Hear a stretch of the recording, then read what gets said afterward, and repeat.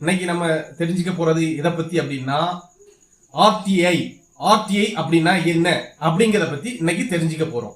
உங்கள நிறைய பேருக்கு ஆர்டிஐ அப்படின்னா என்னன்னு தெரிஞ்சிருக்கோம்.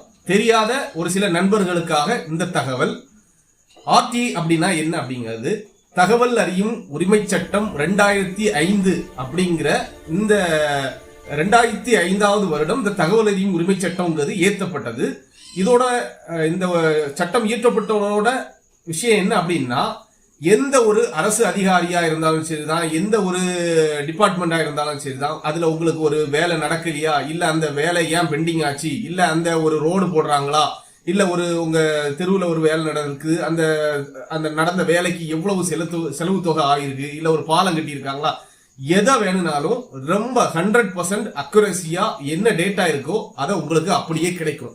ஒருவேளை நீங்க அந்த தகவல் நீங்க கேட்டு உங்களுக்கு 45 தினங்களுக்குள் கிடைக்கல அப்படின்னா நீங்க தாராளமா மேல்முறையீடு செய்யலாம். அப்படி மேல்முறையீடு செஞ்சா என்ன நடக்கும் அப்படின்னு நீங்க கேட்டீங்க அப்படின்னா, எந்த அதிகாரி உங்களுக்கு அந்த இன்ஃபர்மேஷன் தகவலை தரலையோ அந்த அதிகாரியோட கணக்குல இருந்து நாள் ஒன்றுக்கு 250 ரூபாய் வீதம் 25,000 ரூபாய் வர அபராதம் விதிக்கப்படும். இந்த அபராதம் அரசு கருவூலத்துல சேர்க்கப்படும். அப்போ கருவூலத்துல சேர்த்தா தகவல் தர வேண்டாமா அப்படின்னு கேட்டீங்கன்னா இல்ல, அந்த தகவல் தராத அந்த அதிகாரிக்கு அபராதமும் போட்டு அந்த தகவல் உங்களுக்கு தர வைப்பாங்க.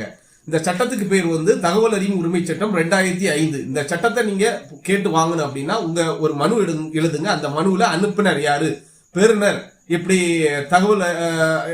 தகவல் அறியும் உரிமை சட்டம் பொது தகவல் அலுவலர் யாரு அப்படிங்கிறத அந்த ஆபீஸ்ல உள்ள ஒரு அதிகாரியோட பேரை போட்டு கீழே இப்படி தகவல் அறியும் உரிமை சட்டம் 2005 கீழ்கண்ட தகவல் வேண்டி அப்படின்னு சொல்லி உங்களோட கொஸ்டின் எப்பவுமே ரொம்ப ஸ்பெசிபிக்கா இருக்கணும். சும்மா வளவலான்னு கேட்கக்கூடாது.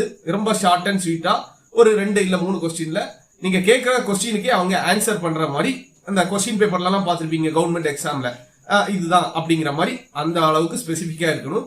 ஒரு 20 ரூபாய் கோர்ட் ஃபீஸ் ஸ்டாம்ப் நீங்க அதுல கண்டிப்பா ஒட்டி இருக்கணும்.